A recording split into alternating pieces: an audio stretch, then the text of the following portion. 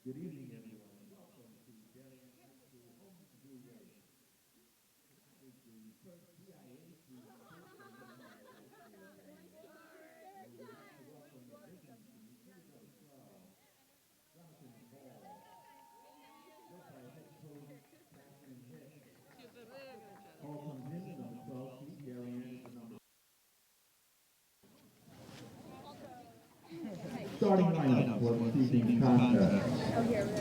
Starting for Hall, number 1, Bridget Dugan. So much more comfortable. Number 2, Captain Olivia Pomeroy. Number 12, Captain Kathleen Washburn. Number 4, Elizabeth Pillow. Number 5, Chloe Nordyke. Number 7, Marin Beverly. Number 11, Allie Crawford.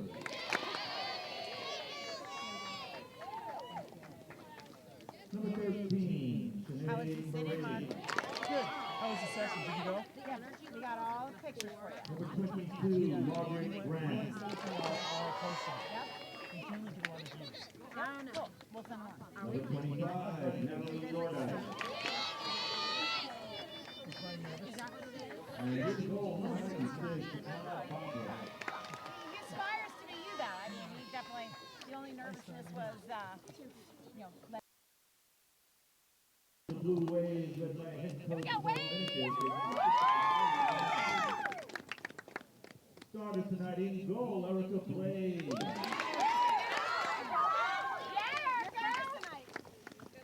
Number 1, Molly Hellman.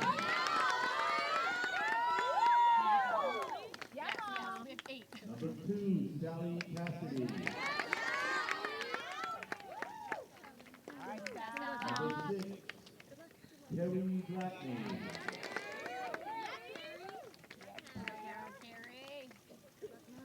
Number 8, Lindsay Wallace.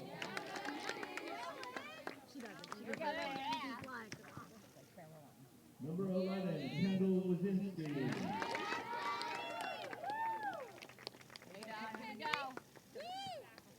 Number 12, Sydney Schranker.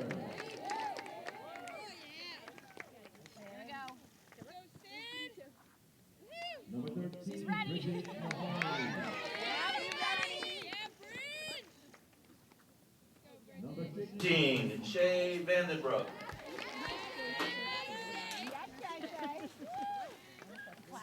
Number 22, Katie Elder. And last but not least, number 23, Kiki Tropsa.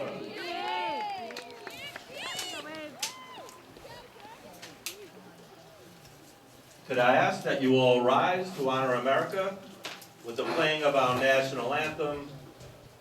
The flag will be displayed on the big screen. Girls, turn around.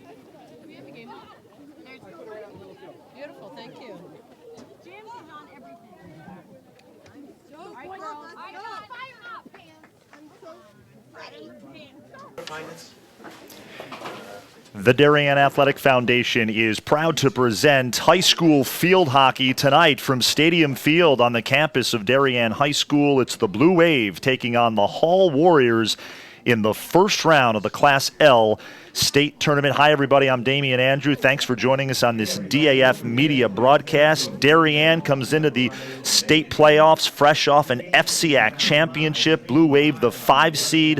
Hall, meanwhile, is the 12 seed. And joining me for tonight's broadcast, 2 men familiar with DAF media, John Bradley, Guy Wasinski. Welcome in, guys, and we're ready. It's state playoff time, and the 5th-seeded Blue Wave will play a home game against the Hall Warriors. Well, good to be with you, Damian and John. These guys, as a coach, I think one of the things you do, and John, you could speak to this better than I could, is you want your team peaking at the right time. And after watching the Blue Wave in the FCAC championship game, I'd say Coach Mo Minikis has got these girls, focused.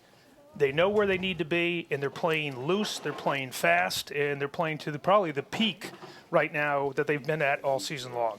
Yeah, as I've always said in high school sports, the regular season is your preseason for the postseason. And the girls are a great sequence there of 3 wins to win the FCAC championship. They're buzzing at the right time, but obviously Hall have had a fantastic season as well. They're going to be here, hungry, ready for the upset. We'll be looking for Darien to come out quick, fast, no complacency. I think this first 5-6 minutes of the game will be very important for Darien to set the tempo and dictate how the game's going to flow.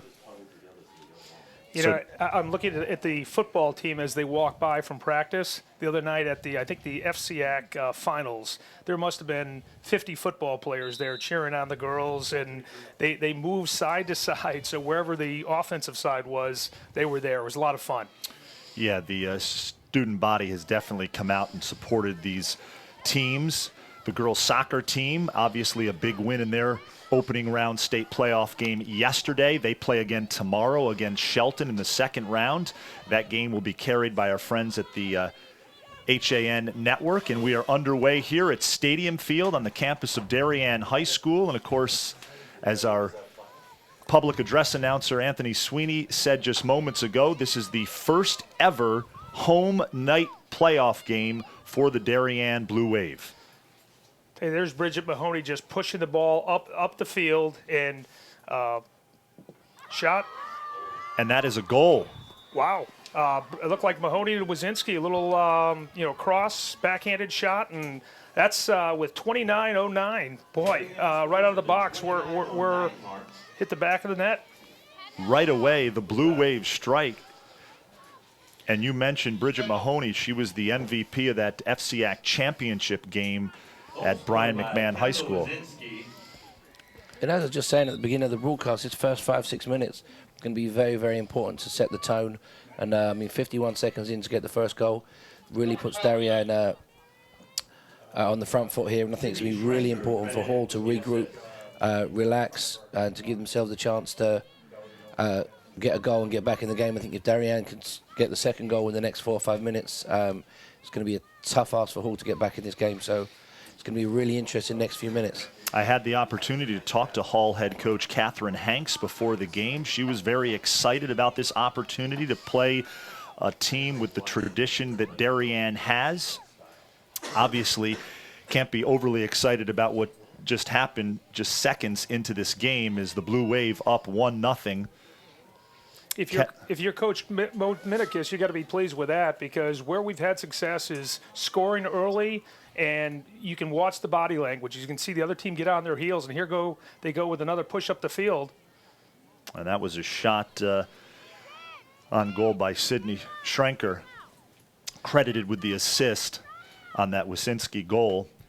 Kendall Wasinski obviously missed the last game because of a hamstring injury, but she is back out there for this first state playoff game. We can say thanks to Jason from NOLA Athletic Training. He has been amazing. He's spent 2 hours a day with her since she pulled it in the FCAC semifinal. And shout out to DAF. before she went in to visit with him, he actually studied her injury because he went on the YouTube video and watched her actually go down. So before he went in, he had a very good idea what happened.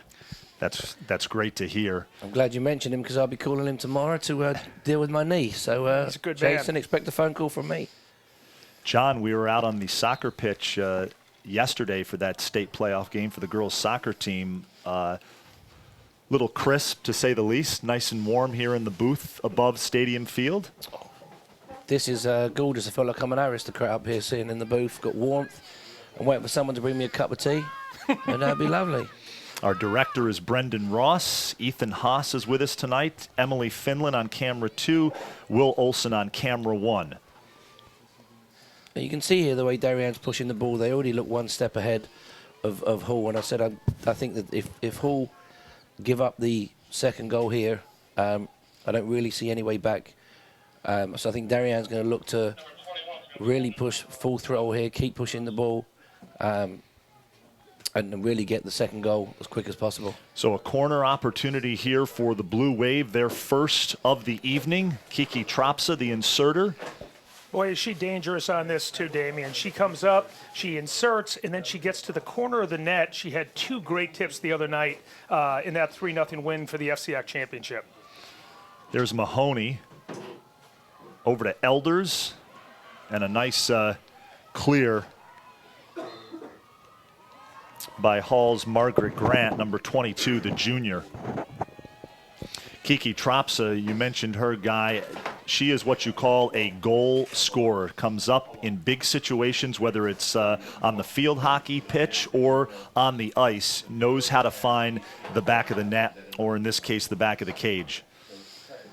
So heading into the game for Darien is number 21, Emily Schwartzman. Kendall Wazinski taking a little break here. I think Jason gave her the orders, just, go see how it feels. And we want to make sure that all these girls are safe. And, again, not trying to steer any business Jason's way. He's just been amazing over the last week, and I've heard nothing but great things about the gentleman. He's really made a commitment to Darien. Well, I'll tell you one thing, Guy. That hamstring feels a lot better after that goal to put Darien up 1-0. Yeah, I think it's a tough injury to manage, right? Especially knowing how many games are going to come in rapid succession.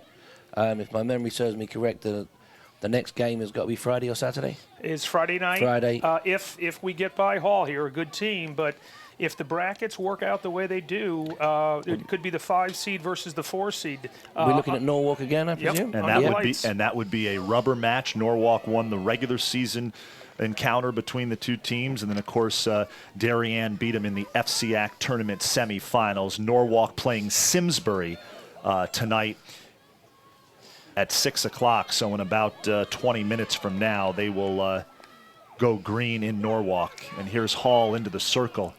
Hall out of the Central Connecticut Conference, and they came into this state playoff game 9-3-3-1. And that's a good effort there from Hall. I couldn't see there was a lot of bodies which player took the final shot, but that's what they're going to have to do, get the ball up. Again, capitalize on turnovers and really try and take advantage. I mean, that was a... good shot on net where Erica Blaze actually had to come out and make a good save, and she's coming off, could be arguably her best performance in the FCX championship. She saved her best for last during the FCX season. She just played great the other night. And she has played great from the second half of the season into the playoffs, as the schedule obviously got harder for Darien as the season wore on. She wasn't really tested early in the season, but boy, has she stepped up. First-year varsity starter in goal for the Blue Wave. She has played really well down the stretch. Of course, Darien came into this game, came into the postseason 3-2-1. That was their regular season record. Then, of course, ran the table in the FCAC tournament, wins over Ludlow, Norwalk, and of course they beat Wilton 3-0 to win the FCAC title. It's fun watching the gritty Kiki Tropsa right there. Number 23 just will not say no, and she's a coach's daughter. Her dad is the head state championship coach for the girls hockey team, and Kiki's just got that that grit where she will just not let that ball go by her, and she's going to drive it to the net one way or the other. And those are fantastic attributes to have as a player. With Darien back in the attack again. Darien in the white, moving from right to left on your screen. Hall in the royal blue, moving from left to right. Kiki Tropsa, 2 goals in that FCAC championship game, 1 in the first half, 1 in the second half. Darien moving the ball well here, be looking to get goal number 2. Guy Wazinski, John Bradley, Damian Andrew joining you on this DAF media broadcast. Thanks for joining us. Into the circle, nice save by the Hall goalie. And that is another goal, and I believe that is Tropsa. Actually, I think it could have been Emily Schwartzman. Was it Emily Schwartzman? But yeah, I got to tell you, take a look, and whether she gets credit on the assist or not, Bridget Mahoney kept that ball. She continues to push it, ripped a shot. There was a rebound there, and it looked like Emily Schwartzman was there to capitalize. And looks like Hall wants a timeout here. No such luxuries in the game of soccer. You keep playing and figure it out as you go along. There you go. But again, I think, like we said earlier, this was their worst fear. I mean, it's taken 8 minutes for Darien to get 2 goals, and similar to the girls' soccer game yesterday, once Darien got 2 goals up, there was really no way back into that game yesterday, and I don't see any way back into this game now from Hall. If Darien keep pushing the ball, using their superior athleticism, technical ability, I think what the coaches will be looking for is to really put this game away, get another couple goals, clear the bench, and get some rest for Friday. Absolutely. I think that's would be the game plan. If she could write it out for her, Mo could do that right now. And, you know, when I start looking back at this team, and, again, they had huge wins over Garden City, which was one of the top-ranked teams in all the tri-state area. I think beating them I think it was a 4-1 game. But after that, you know, sometimes a negative turns into a positive, and after that Westport loss at Staples, this team became a different team. They got together, the coaches sat down and said, what can we all be doing better? And I think they've played looser, they've played faster, they've made some adjustments, and they're definitely pushing the ball more on the offensive side of the field. Yeah, I mean, they've obviously got an unbelievable coaching staff who can, as you said, change things, tweak things. Ultimately, the girls have got to go out and perform on the field. But I think that the difficulty sometimes with the schedule is there probably isn't enough competitive games for them. So and there's a lot going on. Schoolwork gets harder, things get trickier. Some games are so easy they can walk through them. But again, you need a tough loss somewhere to wake you up a little bit. And it looks like they're flying at the moment. As I said, I think the coaches here would love to get a couple more goals, put this game to bed, and rest up for Friday. And we're going to take another look at that Emily Schwartzman goal, thanks to our director, Brendan Ross, and Ethan Haas here. A nice goal for number 21, the junior Emily Schwartzman. Guy Kiki Tropsa was right there, but it was Schwartzman's first shot that finds the back of the cage. You know, whether it's Kiki or whoever it is on that play, as long as someone's there, and in that case, you know, again, they're rushing the net, they're focusing on their offense, and we've got a very strong defense, but each year, we heard this before the season started, how do they do it every year? Keep reloading. You look at, you know, Erica Blaze in net. You look at some of our defense. We graduated 3 stellar defensemen last year. 2 of them are playing up at Bates right now. And people are like, oh, what's going to happen? But through the feeder system, and I think they've just gotten better all along. And as a coach, John, isn't that kind of what you're trying to do, is reload every year? Yeah, I mean, as I said,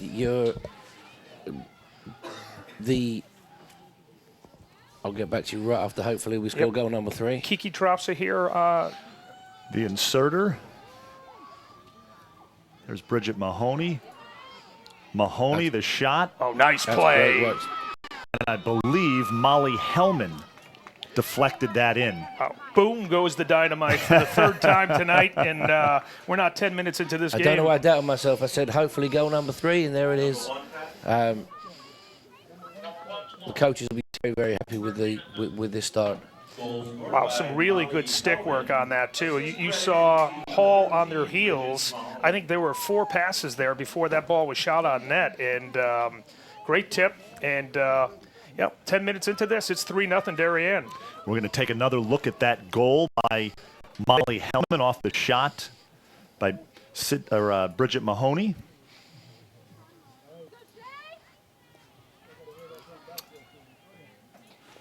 So 3-0 Darien, and we're just about 10 minutes into this game.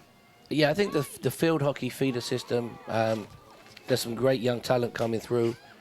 You can see by the numbers in the preseason, similar to the girls' soccer. I'm finding in both sports there's more kids than ever dedicated to the sport, which definitely makes a difference, because I always tell the kids, it's not what you do in these 8 to 10 weeks, it's what you do in the rest of the year. Yep. That makes a difference. And I'm never saying I fully endorse multiple sports. I think that these are kids in high school.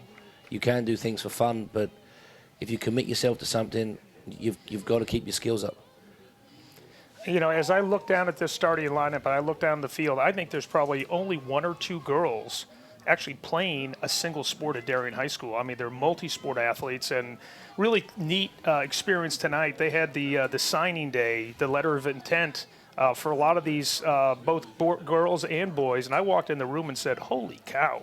I mean, there had to be 30 students in there who were basically signing letters of commitment today, and it was maybe 25, but it was, I mean, each one has a unique story, and it's and they're writing their story on the field right now here during the first round of the state playoffs. Guy, we're going to take a look at halftime of some video from National Signing Day.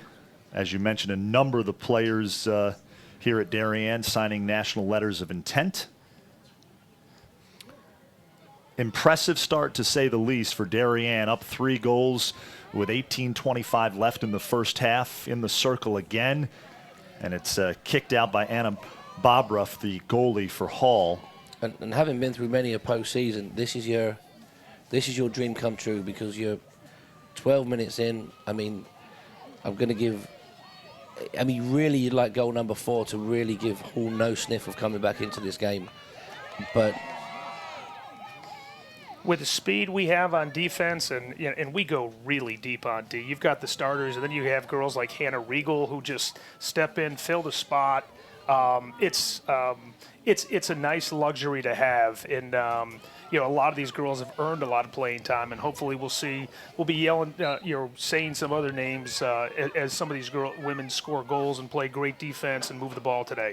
There is a small contingent of fans from Hall who made the trip from West Hartford down here to southwestern Connecticut. We want to thank all the Hall fans who are watching this live stream. Thanks for joining us.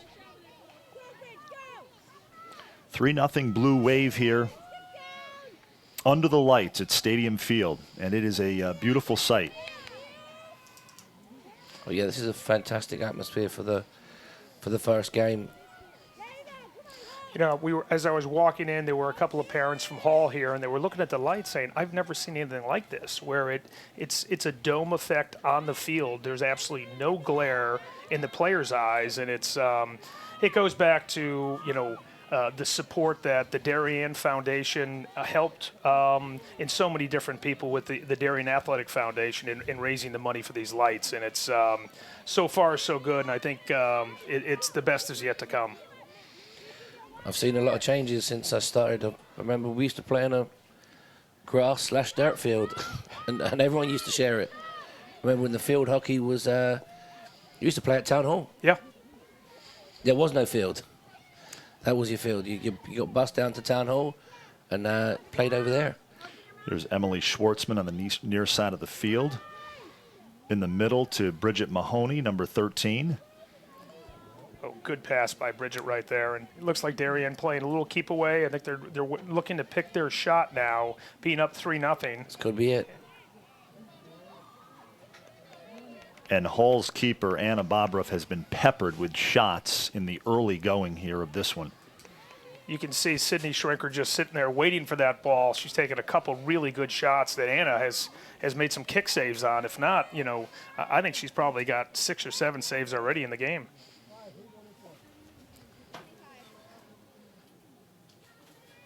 Darien doing a great job of hanging on to the ball, as you said, picking its spots, picking its moments. And I think that the fourth goal will be coming in the next couple of minutes.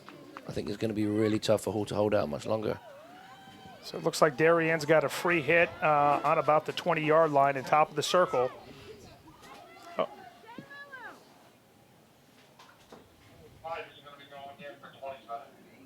I take that back. We're going to have a corner.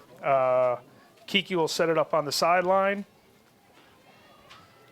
Look for it to go to Bridget Mahoney in the middle, and normally she'll do some distribution of the ball, whether she goes hard or passes it off to someone else, and that's what we've seen right now.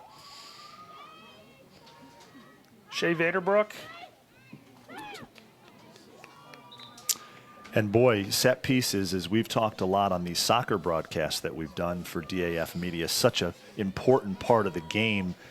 Coach Minikis has to be pleased with the way her penalty corner unit has played tonight.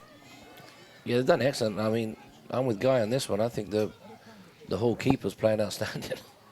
Yeah. So I think she must have made, as you said, 6-7 point-blank shots.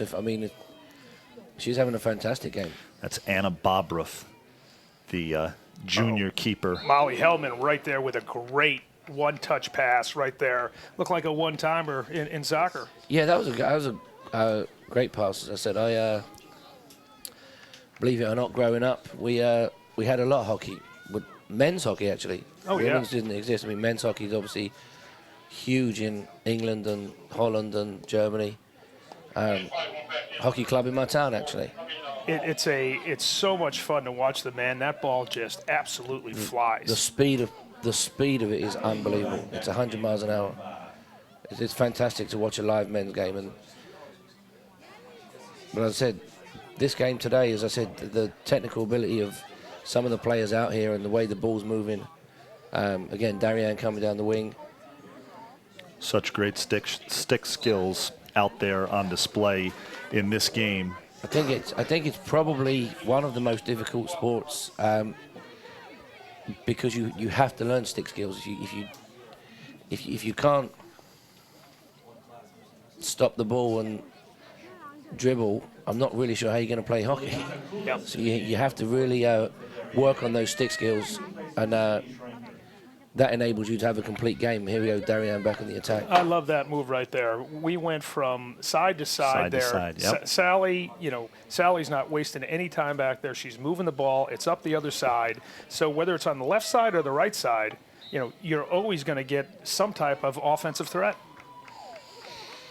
We have to mention the All-FCAC first team came out the other day. Bridget Mahoney, Katie Elders on that team. The FCAC All-East team, Kendall Wasinski, Sally Cassidy. So 4 Blue Wavers being recognized by the FCAC postseason honors. Wasn't aware of that, but I'll tell you what. I know that's always a tough one because I think each team gets 2 or 4 players, yep. And someone always gets left out. It's too bad because it's, I think if whatever they've done, but those awards should go to that entire team. I think that's what Mo is focused on all the time. I plead the fifth. I made no comments on. I don't even know why they were posted. I got a call about the teams being posted. Thankfully, boys soccer is not posted yet. I think the timing of it's a little wrong. If I was posting those teams, I definitely wouldn't post them until after the state finals are done. I couldn't agree more. I think it's normally how it's done. I'm surprised they're posted this early. But who am I to question the powers to be? Yeah. Well, on a trio of Blue Wave girls soccer players on the All-FCAC first team, Chrissy Fiore, Emily D'Annunzio, Katie Ramsey. Not a huge surprise there. All 3 dynamite players, D'Annunzio and Ramsey, each with a goal in yesterday's win over Danbury in the first round of the Class LL state tournament. Here's Kiki Tropsa near sideline. And a lot of those girls played with these girls back in the day. We had a dynamite U11 team back in the day. There's Kiki Tropsy. I think she's all everything. That's what I would call her. She's playing 3 sports at Darien High School, captain of the field hockey, captain of the ice hockey. She's a stellar lacrosse player, and it's one of those things where you need those senior leaders. And I think she's added so much to this team this year, on and off the field, as has Sally Cassidy, as has Sid Shrinker, Wazinski, and they're the 4 captains from a leadership standpoint. But then you've got the Hannah Regals of the world. You've got Carrie Blatney, the seniors. I mean, they're leaving it all out of that field. Darien, John and Guy with the opportunity to turn 2, so to speak, win an FCAC title and win a state championship. They have done it before. We'll see if they can do it again this year. Up with 10:20 left in the first half, up 3 goals. A great start for head coach Mo Minikis' team. And let's not underestimate Simsbury. Maybe Simsbury can go to Norwalk and And by the way, cause that upset today. As I was walking in, I also heard that Staples beat Wilton in the first round. Yep. So that's, again, That That's just a tough goes to matchup. speak to the strength, and you and I talk about this, the strength of the FCAC.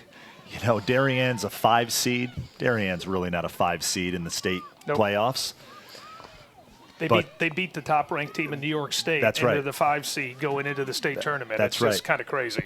But as I said, I think the benefit of playing in this tough field hockey conference is it definitely prepares you for the postseason. It almost becomes irrelevant what seed you come in at. As you said, they peaked at the right time, blitzed through the FCAC playoffs, won the championship, and they're buzzing at the right time. As I said, a couple losses along the way gives you a chance to find what you need to tweak, what you need to change. And this is the time of the year you need to be on fire. Yep. And I'll tell you what, you can see it. I just saw a fire in Olivia Stein, who just came into the game, number 5 for Darien, and every one of these subs, they're just waiting to get in the game. And it will be her turn next year, as she's a junior. And you've got a lot of strong juniors and sophomores, and Darien will reload. But isn't it important for a coach in a state playoff or the FCX to get the younger kids some playing time in a game like this? Yeah, it's important throughout the year, and especially because games like this are new to us, right? So we're under the lights. It's not an exceptionally cold night. It's a nice night. A game where you're a few goals up, to get these players, as you said, into the game, get them some experience, because next year they may be in a game that's 1-1 with 5 minutes left, and there's no point throwing them out there unless they've had some experience of getting rid of the nerves and feeling comfortable. But I think, again, Darien on the attack again. Lily Coolitz in the game, number 14 for Darien, and there's always 2 speeds, I call her. Katie Elder's just moving the ball fast and faster. Get the ball in the middle, another shot on net. Just relentless. Wow, big kick save right there. And it's coming back in again. Relentless pressure here from Darien. You know what I thought was so impressive about Darien's run through the FCAC tournament, and Mo and I talked a little bit about this. Their defense was just lights out. I mean, you can talk about the offense, and obviously they got the goals when they needed to get the goals, but man, defensively, after those 2 late season losses in the regular season, they came ready to play defensively in that conference tournament. No question about it. And, they made some adjustments, and, and I think the speed on that defense, there's another corner shot. Ooh, just missed the tip there. I think that looked like Molly Hellman just off, with Bridget in the middle. But with both Bridget Mahoney and having Katie Elders pushing the ball in the middle, Katie scored a lot of goals last year, and she took a step back, so she's controlling the middle of the field with Bridget. And it was nice to see Bridget get recognized as the MVP during the FCAC championship, because she kept that ball. And the defense, those are 3 seniors. None of them had started in those positions last year. And to see them grow into these positions, and then to have, the luxury of having a Hannah Regal, but Lindsay Wallach there on the wing, she's playing her best field hockey of the year. One other thing real quick about Sally. It's kind of nice giving a shout out to her mom, who was in Italy the other day watching on the DAF network. Yeah. as well as her sister, who's lighting it up right now up at Colby, and her brother's running cross country up there as well. We are worldwide, John Bradley. As I said the other day, it's fantastic that people are able to watch these broadcasts from all over the place, I think. I mean, actually, I was... backhand. And a great kick save by Bobruff. As I said, I think this is going to be... Normally, the goalie in this game doesn't need a breather, but I think Bobruff's going to... I mean... To your point of a few moments ago, the two of you were talking about how well Anna Bobruff, the Hall keeper, has played. I mean, this game could easily be 6-0. It's unbelievable. She's played lights out today. John, we have not received any texts from anybody in England yet watching the DAF Media Network, but hopefully that is coming. They're coming, don't worry. The pub's closing in about 5 minutes. You'll get your text right after that. But I said, the ability for people to watch these games, not just for Darien parents, for family members, grandparents, the opposition especially. I mean, it's a long way down from West Hartford, and I'm sure there's people up there watching the game today. It's been a fantastic thing that the DAF have done. I mean, I can't get enough of it. I think this might be my 8th or 10th broadcast of the year. And it just goes to show the strength of this community. Like I was just saying before, I know a lot of these girls and a lot of their families, and this team is fully deserving of where it's at, and I think they would appreciate this game being streamed, Guy being up here, and everything the DAF's doing for not only field hockey but every other sport in the town. Yeah, I know if we took a look down, I'd like to give a shout out to my in-laws, Tim and Sharon Oven, back in Glencoe, Illinois. They can't text me enough. Please send me the link. What time's the game? And so they feel like they're part of this team. They're living in Illinois and Naples, Florida, but they're part of this team. And, you know, they're giving pep talks to my daughter. And it's, I don't care where you are. I've got 2 kids at TCU right now watching this game. And they'll also be watching the TCU Horned Frogs versus the Oklahoma Sooners at 8 o'clock on Saturday night. Now, Guy, I don't know if you knew this. This is something I did not know. John Bradley, obviously the head coach of the Darien boys soccer team, he was a college kicker for the football team at Ithaca when he was there. Yeah. I keep a few skeletons in my closet, yeah. Okay. Yeah, now, John, I got to ask you, what year was that? I played soccer in '91. They won. Ithaca won the national championship.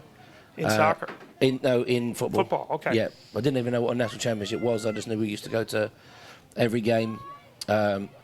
And then I hurt my ankle, took 2 years off in between, and then played kicker senior year, so 95. Wow. And I asked you this once before, and I can't remember what you told me. You played for Butterfield one season, or was it Walsh? He left. But Butterfield was a legend there at Ithaca, football coach, and then Walsh came in and did a nice job.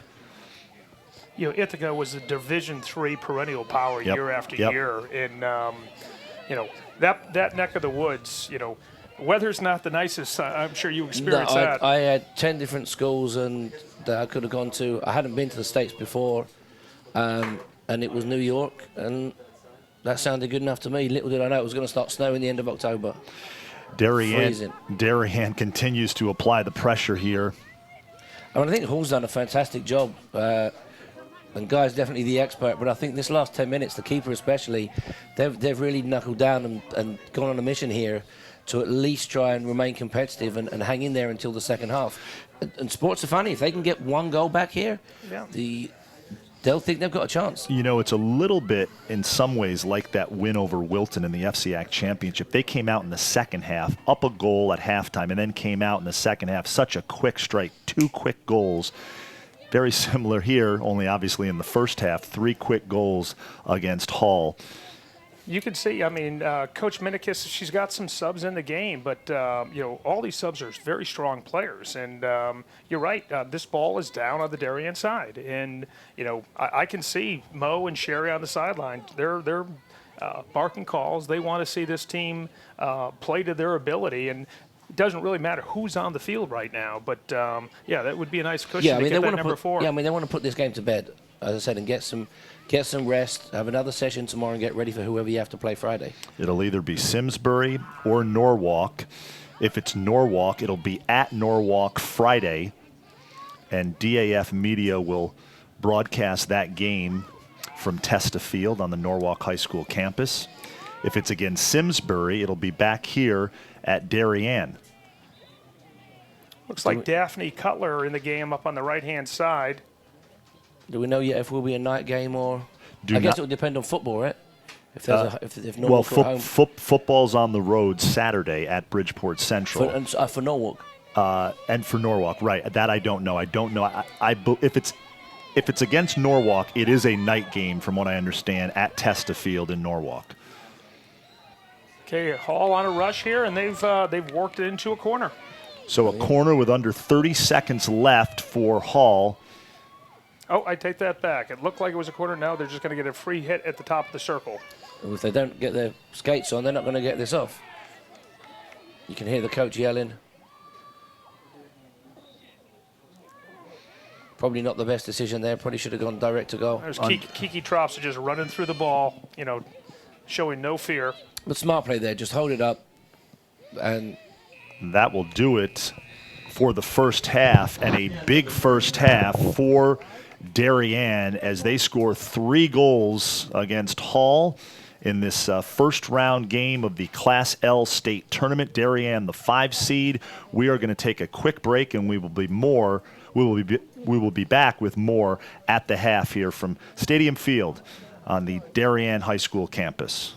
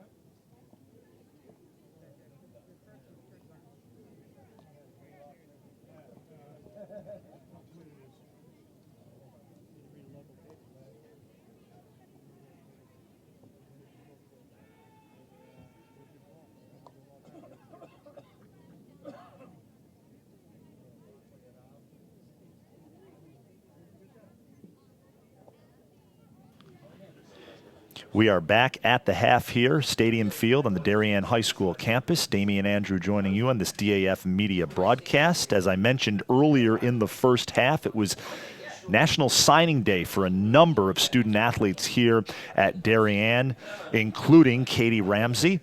There's her mom, Sherry, one of the assistant coaches on the Darien field hockey team. Katie headed to play lacrosse at USC. Fight on. She'll be a Trojan. There's Charlotte Harmon, who unfortunately did not have an opportunity to play this season for the Darien girls soccer team because of an injury, but she is headed to Florida.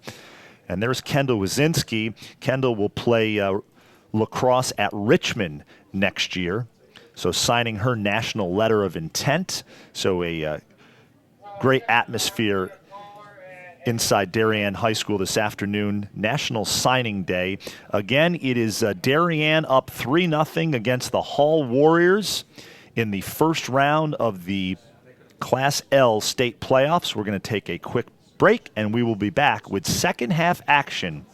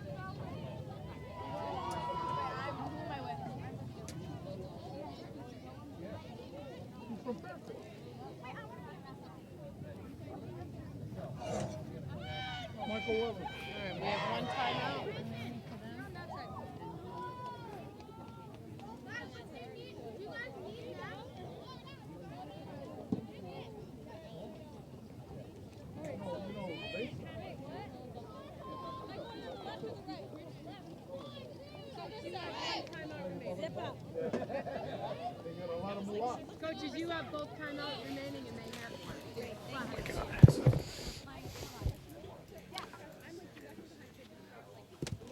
We are back here on the DAF Media Network, about to start the second half of this Class L field hockey state tournament game. First round between Darien and Hall. Hall out of West Hartford. Darien up at the half, 3-0. An impressive first half. Damian Andrew, joined by Guy Wazinski and John Bradley, the head coach of the Darien boys soccer team, and we are underway here in this second half. Darien in the white with... Straight on the attack again, be looking to get the fourth goal here. Oh, great center. Someone's got to be there. Kiki Tropsa pushing the ball up over to Katie, Sid Schrinker, and they're just not letting up. I would say, I would venture to guess they had probably 30 shots on net in the first half. I think the scoreboard's being a little generous there with 12. Or I should say in the circle. They had the ball in the circle about 30 But times. I think, well, ultimately, as we said, it's putting the ball in the goal here, and Darien will definitely be looking to get the fourth goal. I mean, Hull had a chance, probably should have taken a shot at the end of the first half. And when you're in positions like this, it's so important that you put the throttle down, get goals 4 and 5, and really get a chance to relax, let your teammates play. You know, that ball is really moving very well on this. Wow, nice stick save right there by Sally Cassidy. Up to Lindsay Wallach, who's going to chase that down. Kept it in play. But this ball is moving very well. And the first time these girls walked down on the field with the new turf this year to go along with the new lights. There's an aerial up the sideline by Lindsay. They were concerned because there was only one load of pellets that had been put down before the cork had been put in, and they were really concerned the ball was going to be very slow. But whether it be field hockey, I know you've played out here with the boys in soccer. Yeah, the cork's unbelievable. I think there's not too many pellets in this one. You said there's just one. I think it's just the base layer, and then you've got the cork above that. The cork's unbelievable. When we travel over to Europe in the summer, a lot of the facilities, the turf they're all field hockey. A lot of them are all field hockey and soccer facilities, and the cork's brilliant. And what's nice about that is they're not ingesting the rubber, because you've got that thick layer of cork over the top of the rubber, which gives the field that softness. But from an environmental standpoint, too, the cork has really, really helped. And you keep your mum happy when you don't go home with shoes full of 100 pellets every night. But it's interesting. I think the way this field is the way of the future. I think the cork is going to become more and more popular over here. I think you're going to see less and less fields with the old rubber pellets. Yep. One of the nice things about this field, too, is you look at from up here, is you're not seeing the yellow lines, you're not seeing the bright orange lines. Jen Montanaro, who basically runs DAF, she runs the marketing. She's going to be running, when she goes out into the field, she's going to be doing work to get sponsorship for DAF Media. But she, Mark, Maybell, Pete Graham really spent a lot of time, along with our AD, setting up so it doesn't, really doesn't confuse you as you see the ball crossing these lines. It's, they're not those bright that you do see over at some of the other fields. Yeah, I mean, it's difficult, as I said, when you're trying to make fields multi-purpose. There's no easy way around the lines, but as you said, they've done a very good job here of making it as clear as possible. Ball into the middle. Oh, they're going to call a dangerous hit on that. I think someone else who definitely deserves a big thank you is definitely Mark Maybell. Without his question. work with the pictures for every team. I mean, every team from freshman level up to varsity level.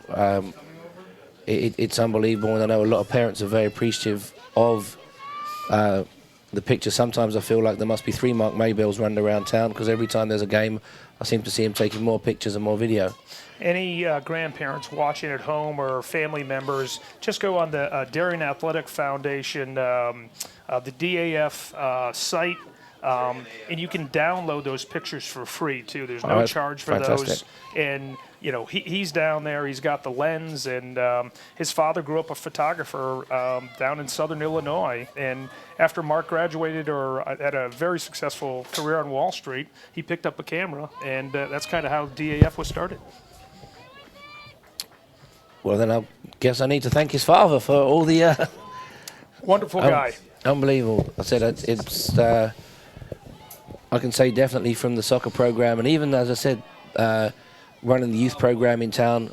Again, like I said, a lot of these girls I had the privilege to coach when they were very, very young. I mean, for the youth programs in town, what the DAF's doing for them is fantastic as well. I know my daughter loved playing for you, and it was really fun being at the girls' game last night, seeing a lot of her old teammates doing very well. And again, big game tomorrow. I think they have the option to play on this field. They like the oval. Yes, they're taking advantage of they're comfortable in that situation. It's similar to what we said about when we were just talking about the field. Well defended there by Darien, be looking to get the ball out here. The field they feel makes the field makes a big difference. They feel so. Again, if that's what makes the players comfortable, us as coaches obviously respect their decisions, and just looking for the girls to go and get another win tomorrow and push on to the quarterfinals at the weekend. And again, they a big win over Danbury, but Damien, who do they have again tomorrow? They play Shelton tomorrow at the Oval. As I mentioned, that game will be carried live by the HAN Network. The HAN Network, our friends over there, do a terrific job. You mentioned beautiful aerial right there. Sorry, didn't mean to No, interrupt. that's okay. You mentioned earlier Staples had beaten Wilton. You know, last year, Darien and Staples were co-state champs.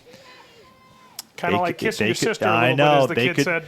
They're on different halves of the bracket, so they could potentially play each other again. Wouldn't that be something? And, you know, that would be a real rubber game for Darien this year. One of the two losses on their schedule came against Staples. I think they were hoping to meet him again in the FCX, but Staples went down earlier, so they couldn't meet, and but got a good, very strong Wilton team. So, again, to your point, John, it just tells you, whether it be Norwalk, Greenwich, Staples, Wilton, Darien, New Canaan, they're all, you know, anybody can knock anybody off any given night. I mean, Another penalty corner here for Darien in the circle. And I think that cleared out by Hall. The depth of this of the FCX Field Hockey League is phenomenal. As I said, there's 5-6 teams, as you just mentioned, on any given day that you wouldn't want to face. And I think it goes to show in Fairfield County as well how a lot of sports have changed with field hockey, lacrosse, soccer. The gaps have changed. I think a lot of the teams that used to be pushovers at the bottom have kind of formed a space in the middle. A lot of cities such as Stanford are really promoting lacrosse now and pushing on with it.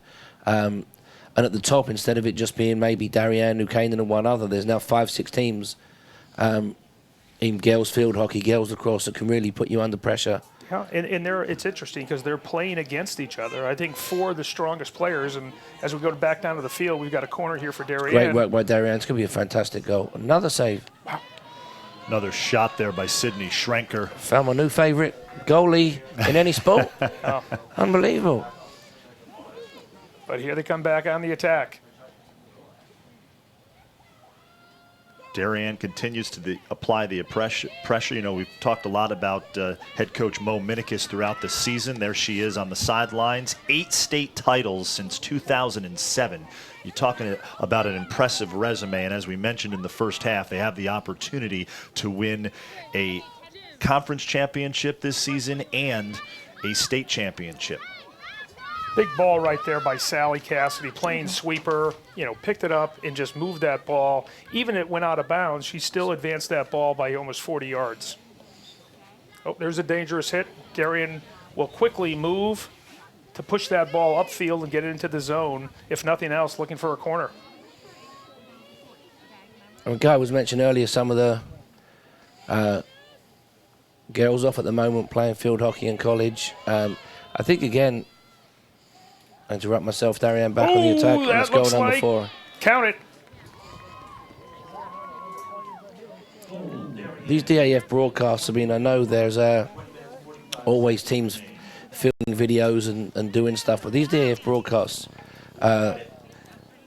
over the years are going to, in the next few years, are going to become very handy for college coaches that want to watch players. Because college coaches that are deep in the heart of their season, that want to watch someone play and don't have that ability to go and do it, can sit in their office at whatever school it may be and watch this game and do their recruiting. And I think this is going to be a game changer, as I said a few weeks ago, where a lot of teams are going to start, and a lot of schools are going to be looking to stream games.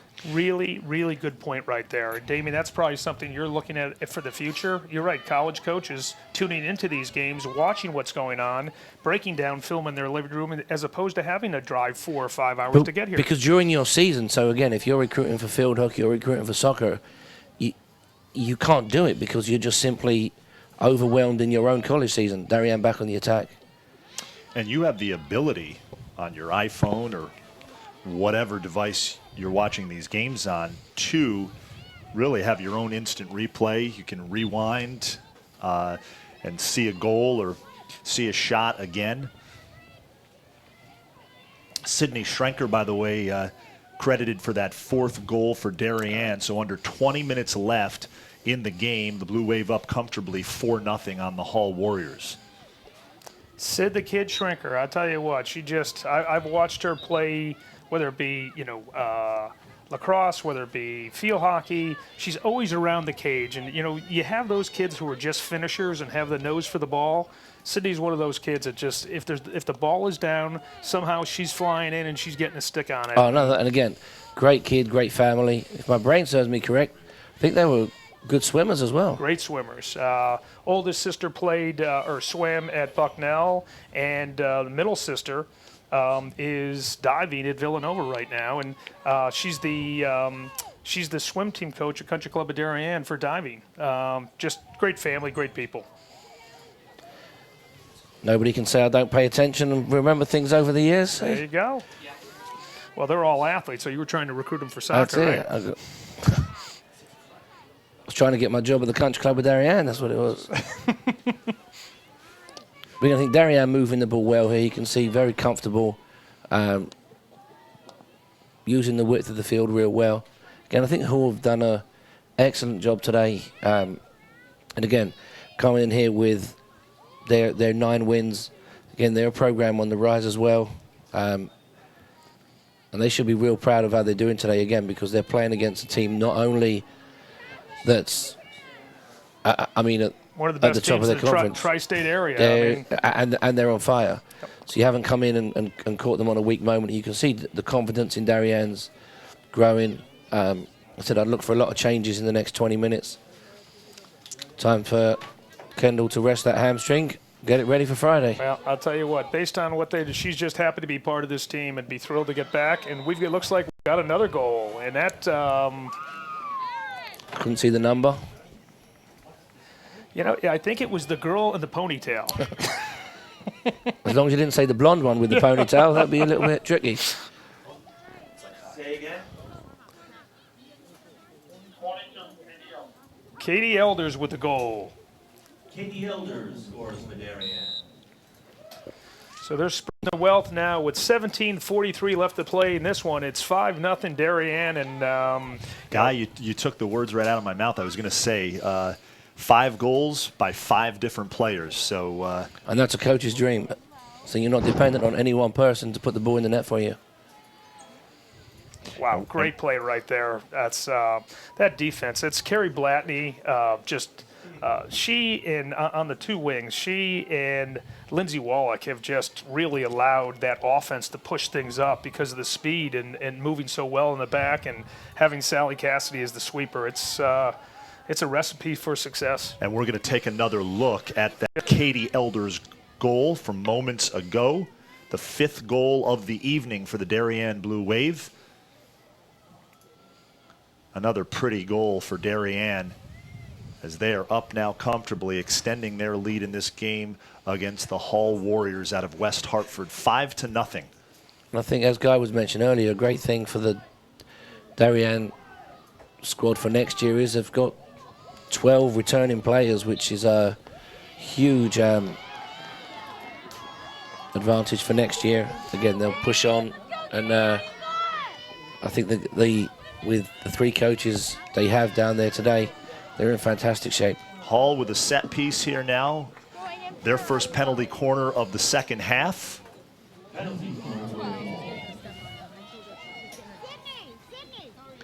Catherine Washburn. There it is. Katie Elders, again, I call her fast and faster. She's got 2 speeds, and she got to that ball even before the Hall player got to that ball. She came out of that so quickly. And into the game, number 24, Hannah Regal, been one of the stalwarts on defense this year for Darien, and getting some very well-deserved time. But Hall on another corner here. Bridget Dugan, the inserter for Hall. I misspoke. I said Catherine Washburn. And a nice clear by the Darien defense. Look at Bridget Mahoney just own that field. She's moving the ball. Look at it, going with the Wow, long look at ball. the speed here. And here's Daphne Cutler. What a Nice cross. cross. Oh my God! And your girl, that goalie, she's My killing goalie. us. My goalie. And I'm going down to get an autograph at the end. My newfound favorite. Wow, was that fun to watch though? Fresh legs in the game, and they just pushed that ball. That was a great move there by Darien and the 4-on-1. But again, the keeper did well. She held her ground and hauled back on the attack. And now Erica Blaze could be tested here. A little one-on-one. Oh, nice knockaway right there by Carrie Blatney. Just rotating that defense. They come up, and somebody's always back, and Carrie there to clear. Okay, this is back and forth. This looks like fast break basketball here.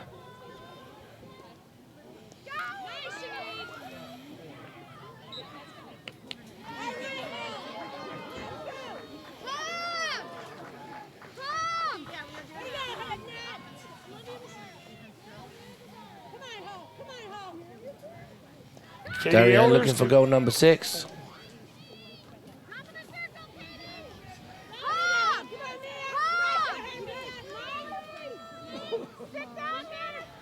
I'll tell you what, I watched Hannah Regal up there. She's playing up in the corner right now.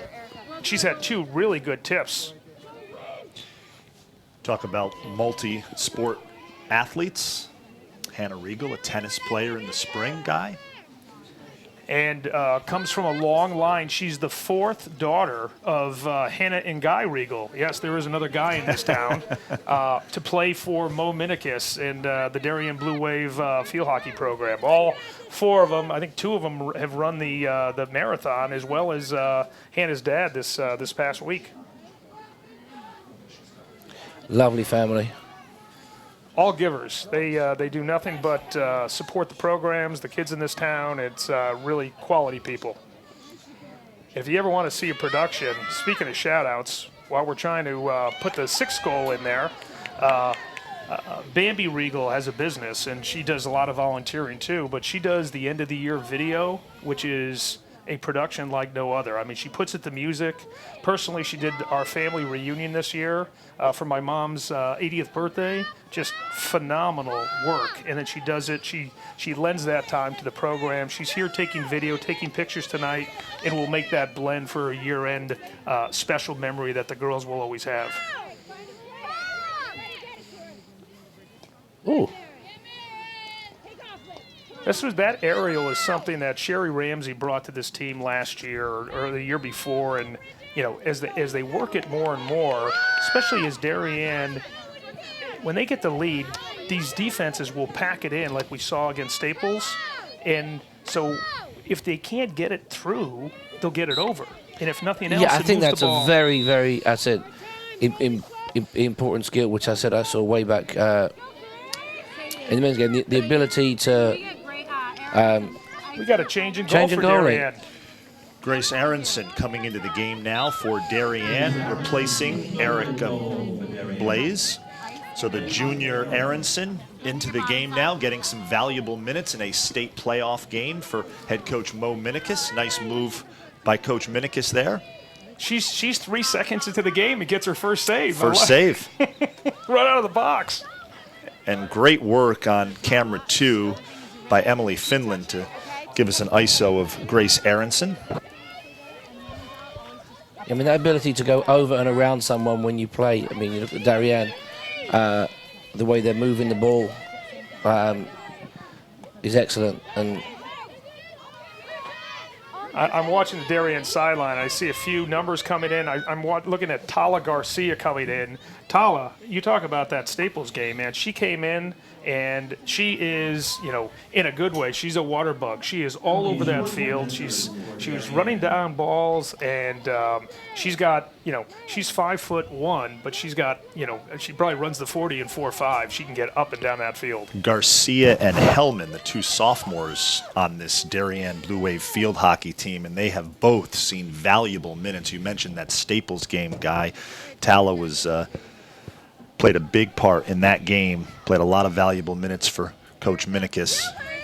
Kiki Tropsa, the inserter on this penalty corner. Hannah Regal with a big drive from Tropsa. Tropsa, she's going to get the ball and try to get this back into the circle.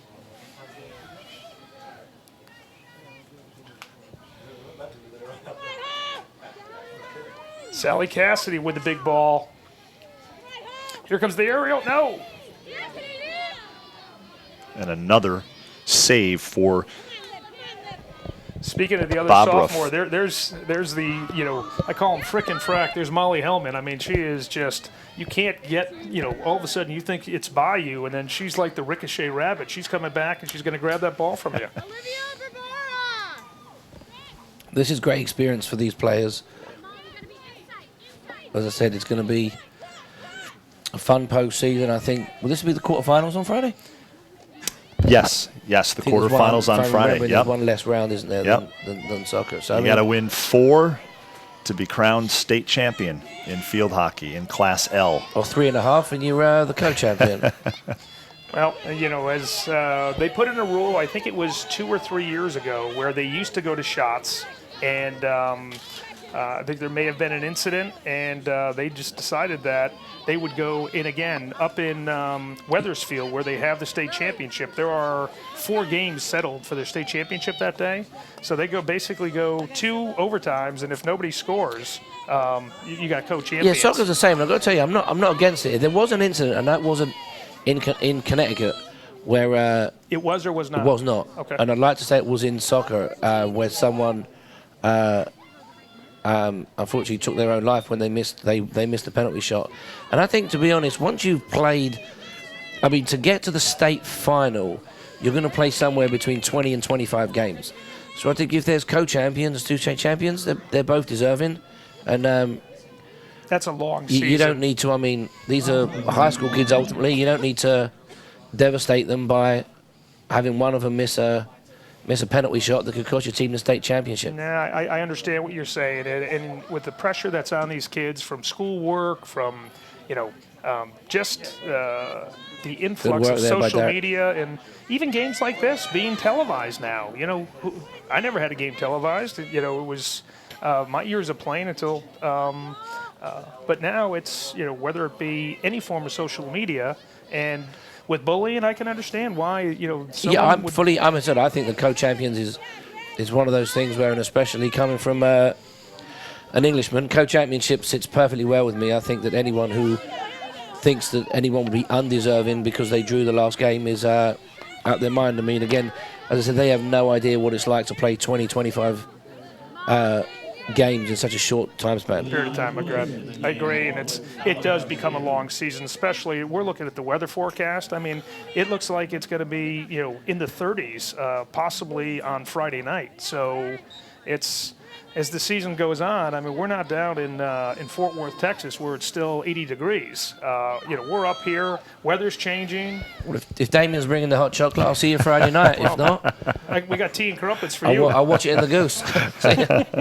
Lily Coolis, by the way, just checked into the game for Darien, the junior. Lily having a really good season. Every time she hits the field, she's around the ball. Another penalty corner here for Darien. Oh, that's a great pass. Oh, nice Regal. pass back. Regal. Shot. It's great work by Darien. I'm a big fan of people being able to see the field and move the ball and spot their open teammate. I think passing, very underrated in most sports. I said, if you can keep the ball moving and find your open player, it really makes it difficult for the other team to defend you. It is, Damien, you brought it up earlier. You talked about, it's 5-0, 5 different goals scored by 5 different players this year. Balanced attack. When you have the phenomenal players like Georgia Cassidy, who was here, all-time leading scorer in field hockey and ice hockey, now lighting it up at Colby after transferring from UNC. I think they woke up and thought we got another goal sneaked there. another one. I didn't know what was going on, but we've got number 6. And that is another Darien Blue Wave goal. I see a lot of hugging around Hannah Regal. Would lead me to believe that Hannah Regal will score goal number 6. There you go. The 6th different Darien player to score tonight. I can already picture Guy Regal's smiling face about goal number 6. Hannah Regal puts the Blue Wave up 6-0. An impressive game in this first round state playoff contest against Hall. 6-0 Darien, 6:14 left in the game here on a beautiful fall night. Stadium Field on the Darien High School campus. Guy Wasinski, John Bradley. So glad that they could be with us tonight, bringing you this game. It's a pleasure being here, and it's a pleasure watching some of these seniors who've worked so hard. Elizabeth Jennings in the game, Megan Smith in the game for Darien, and there's no drop-off. Watch these girls. They've got fresh legs, and they will continue to push the ball. Pat, the clock. John, of course, playing hurt, Guy. Banged up his knee a little bit, but he's on the road to recovery. I'll see Kendall tomorrow, somewhere at NOLA. Yep, she will be there with Jason. He's got her on the clock. Yeah, I think Hall will be looking here to keep pushing and try and get a goal. Again, their coaches have done a fantastic job with them this season. As I said, the 9-3-3-1. And as I said, it's tough. The journeys are always tough. It's a long way to come down here and to play a team that's on fire like Darien. It's hard, but I think they've acquitted themselves well. I think what they'll take from this will be the most important thing in games like this is not to concede that goal so early. I mean, in 51 seconds, they were already on the back foot, which made things really, really hard. Their mission today, I'm sure, from their coaches would have been to try and keep Darien with 0 goals at least for the first 10-15 minutes. It's, and I think that is, there's Emily Nooner on the other side of the field. She's chasing down that ball, getting a well-deserved time. But I would agree with you. That's one of the things that I think Mo and Sherry want from these girls is see if you can strike first. And if you can strike first, strike early, then all of a sudden you can't pack the box, which a lot of schools try to do against us. And just literally put nobody on offense. And if they can score 1 goal against us, then they're going to try to play for overtime. And but with the speed and as a coach, John, one of the things that I love is coaches who will adjust. They may have a game plan, but they'll adjust to their talent. And this year, when you have Bridget Mahoney playing midfield, you have Katie Elders who can both play the long ball. Both of them can rip the ball, 30 yards on a line. And now you've got the faster athletes up front. You got the Kiki Tropses and you've got the Molly Hellmans and the Sid Shrinkers going up and getting those balls. They've been able to play the long ball this year. Well, as you said, I think with Mo, Carrie, Sherry, I mean, the experience amongst the coaching staff is obviously, it's unbelievable. So again, as you said, the adjustments that need to be made, when they need to be made, again, ultimately the players need to go out there and do their job. But again, the experience that they've managed to get some of the girls over the last year or two, which is why I'm saying that some of the girls getting experience in this game is going to really bode well for not only this season, but next season and the season after. Because again, you've got as talented a coaching staff down there as you could ever want. And like you said, I mean, you've got talented coaches on the varsity level, but the feeder program, and we were talking about this earlier, where you've got some of the top West Staples players playing on the Grizzlies lacrosse team with 4 girls on this team. Oh yeah, I mean, and again, I think FC United in the off season, some of the girls are playing year round. Another shot and another save by Anna Bobroff, the keeper for Hall, who has done really a terrific job. If I was she has been peppered with shots throughout this game. If I was her mum or dad, I'd use this as my college recruiting video. I don't think you need to go any further than. I mean, she's made some great saves today. Yeah. You know, one point I wanted to bring up: how big? I can ask this to both of you. Those 2 late season losses. Norwalk gets them. Beats Darien at Norwalk, and then Staples beats Darien in Westport. I just think they made the Blue Wave mad. Those sometimes losses can be good, and they came late in the season. And boy, Darien, starting with the Fairfield-Ludlow game in the quarters of the FCAC tournament, have just played so impressively well in this postseason. Yeah, I think people tend to look too deeply into. There can be such a thing as a good loss every once in a while, right? Yeah, I think look, people have to understand, as I said, it's such a long season. There's so much going on in these young ladies' lives, as well as all the other students at school. That you can't all play your best game every game, right? These aren't professional athletes. I mean, and even some of them professional athletes don't play well every game. And I think, John, to your point, that the way the schedule's set up, they had some of their easier games first, and then all of a sudden you're looking at Powers and Norwalk, Wilton, Westport, after, and then maybe it was a little bit of letdown, but they were euphoric after beating one of the top teams in New York State and Garden City coming here. And, I don't think anybody was expecting that kind of turnaround, including Garden City. Well, Coach Minikis said before the season started, this was really anyone's FCAC this season. So much parity field hockey-wise in the FCAC. You've got some Kyle Seberg's done a terrific job with the Norwalk program. Ian Tapsell at Staples. I mean, don't get me wrong. I'm hoping for a Simsbury upset, but if not, I think it's going to be a fantastic game Friday night.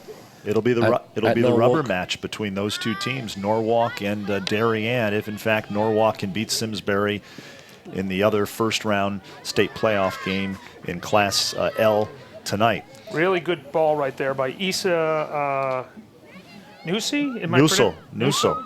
Issa controlling that ball. From Holland, And exchange student.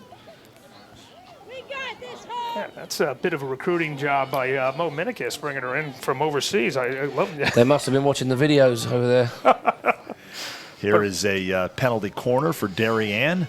Great opportunity here. Hannah Regal. To Smith. Oh, another big save.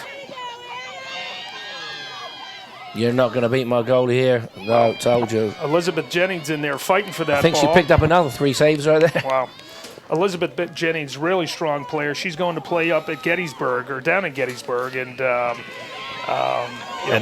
that will do it for this one. Darien moves on to the next round, the quarterfinals of the Class L state playoffs. They beat Hall 6-0 in impressive offensive display by the Blue Wave, so they will get the winner now of either Norwalk or Simsbury in the next round of the Class L state playoffs.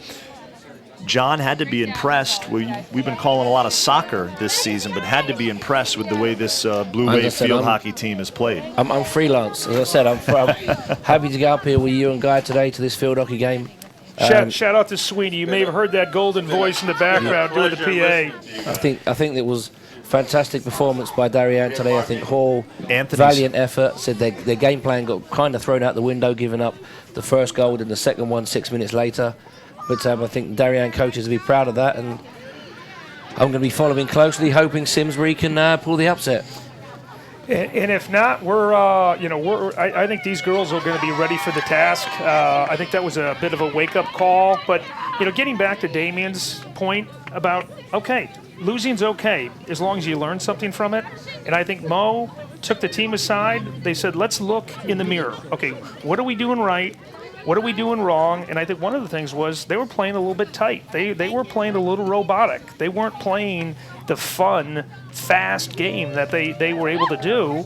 And so I think Mo and Sherry sat down with the team. They all laid it out on the field. And since then, since that meeting, they all had a say. They made some adjustments. And, that's what a good team does. They communicate with their players. Been lights out ever since. Yeah. Well, I'm looking forward to Friday.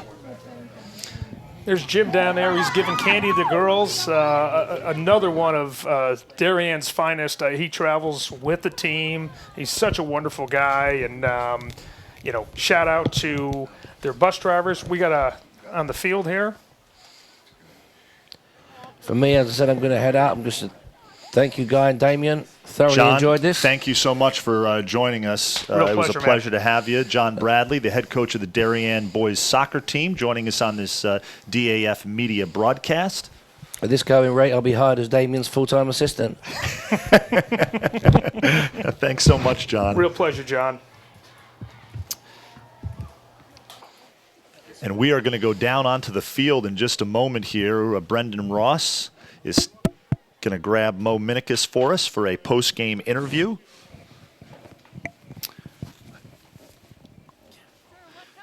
Guy Wazinski, Damian Andrews still up here in the booth. There's Brendan doing a mic check live on the air here. Coach Minikis will be joining Brendan in just moments to talk about this big win in the first round of the state playoffs. 6-0. Darien beats Hall here at Stadium Field on the campus of Darien High School. And What I liked about that. What I liked about that, Damien, is Darien wins 6-0, and they basically scored 6 different goals by 6 different players, and I would venture to guess it was close to 6 different assists. So it just speaks to the depth of talent that they have at Darien. And, when Mo hits you on the shoulder and you're in, you're going, 100 miles an hour, and go until we pull you out. And that's what's been going on for the last 3 weeks. yeah, you said it best in the second half, just a balanced attack, spread the wealth. Kendall Wazinski opened up the scoring in the first half as Darien jumped out to an early, quickly, under 30 seconds into the game. She scores to put Darien up 1-0. Emily Schwartzman, Molly Hellman, the sophomore, getting in on the act. She had a goal.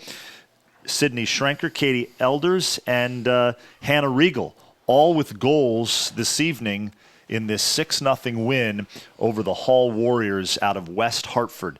So head coach Mo Minikis is talking with her assistants, and she will join Brendan Ross down on the field in just a moment. Hey, but, I got a shout. Has Brendan Ross been a find and a half for Brendan Darien Ross, Media? What a great Brendan kid. Ross has done an unbelievable job this in these first 2 months of the DAF Media Network. Our director, he's been doing some sideline work for us as well. For those of you who have been watching our last several broadcasts, I'm not sure what the number is. I think this is our 34th broadcast this fall. And obviously, this is a big deal for the Darien field hockey team, as they have been impressive, to say the least, in the postseason. And if you're listening at home right now, what year is Brendan? Is Brendan a junior or a senior? Brendan is a senior. He's a senior. So here's a young man who got an opportunity, stepped up, and that's one of the, as we look at the long-term vision of DAF Media, it's getting the students more involved, running production. If you have an interest in broadcasting games and you know those games, we would love to have you down here.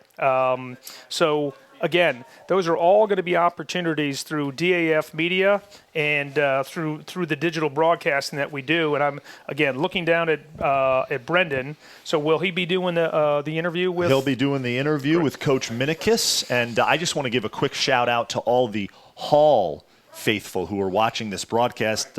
Obviously not the outcome you were looking for, but thanks for tuning in and joining us on this DAF Media broadcast. Well, if you're at Hall and you watch this, we can see it here. You've got a lot to be proud of. These girls played very, very well. They played to the final whistle, and hopefully they'll, I know it's going to be a tough ride back. It's a long ride back, but hopefully it'll be a happy one, because they had a very strong season and really left it out in the field here in Darien. Had a great season, Guy. 9-3, 3-1 out of the Central Connecticut Conference. There's no conference tournament in the CCC, so this really, the states getting into the state tournament is a big deal to qualify for the states if you're the Hall Warriors. And Coach Minikis doing a interview with Anthony Pirelli, a very fine journalist, down on the field, and Brendan Ross standing by patiently to talk to Coach Minikis after this win.